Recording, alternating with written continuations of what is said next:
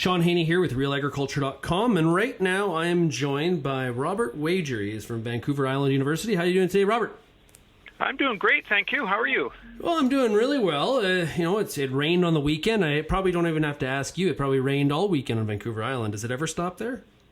Well, actually, this spring's been beautiful. I played golf both days, so life is good. Yeah, there you go. Can you provide us a little bit of background on what you do, what your area of study is at Vancouver Island University? Sure. I've been here for 21 years now. I'm a lab demonstrator who specializes in biochemistry and molecular biology labs, and I've been researching GM crops for the last 15 years. We had a report released by the National Academies, and so there's been a lot of mainstream attention on this, that this report is saying that there's really no safety concerns to GMO crops.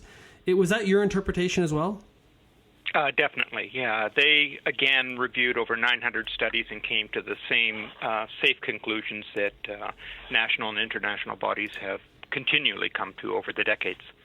Yeah, and so I guess, can you provide some, context to the scope of this study? Like, was it global, or was it just in Iowa, or what? Do you have any idea on that? Yeah, they actually did look at research from around the world, and so there's a great deal of information in this report for different countries in the world and different crops that involve GE technology. So it is rather global in its scope, and it's mostly up to date. There's a few more recent publications that haven't been included, but pretty well it documents the multiple research findings over decades from around the world.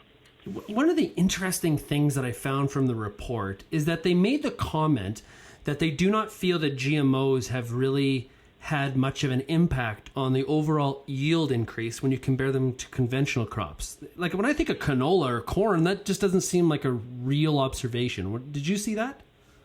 Yeah, they really bent over backwards to try and make it sound like there weren't any benefits from this technology. One of their findings states that maize and cotton and soybean in the United States and Canada as well do not show significant signature of a GE technology on the rate of yield increase. Now, that the average person would hear that as saying that there's no yield benefits. But later on, they go on to say exactly the opposite, where BT traits have contributed significantly to the reduction in the gap between actual yields and potential yields. Again, they hide the idea that the yields have actually gone up. Yeah, I guess. Sorry, go ahead. And the same thing for herbicide-tolerant crops, where they say that later on, they say HR crops have contributed to greater yields where weed control is improved. Well, where are HR crops used where weed control is not improved?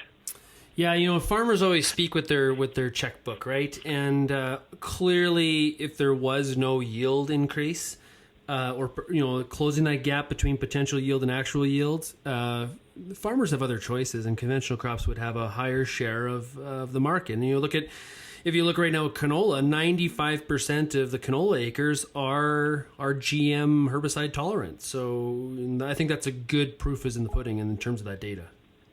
Oh, absolutely. Farmers are not dumb. It's a very difficult thing for farmers to juggle the difficult economics of today's agricultural realities. And they are not going to choose GE products unless they generate a significant economic benefit for them, as well as the very well-documented environmental benefits. So I guess from a consumer perspective, is this a big win for people on the side of pro-crop technology, or is this just something that's going to be forgotten in 2 weeks? That's a $64,000 question, isn't it?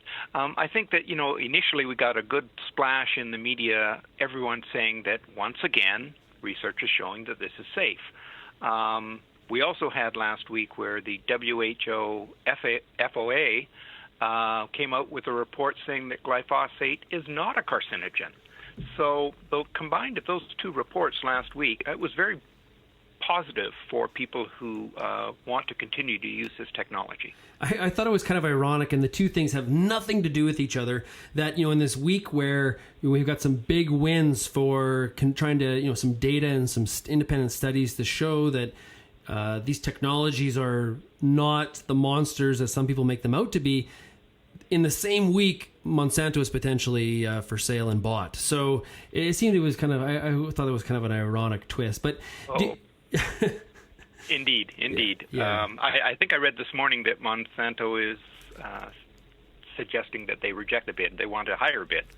So we'll see where that goes. And then even if Monsanto accepts the bid, there's going to be congressional meetings to make sure that the U.S. government will permit that sale. And I don't know on what criteria they will decide on that. So in your work, do you think the tide is turning here against the anti-GMO movement, or are we still at the same place where we're just locked into our preconceived notions? How do you, when you look at that, how do you feel about it?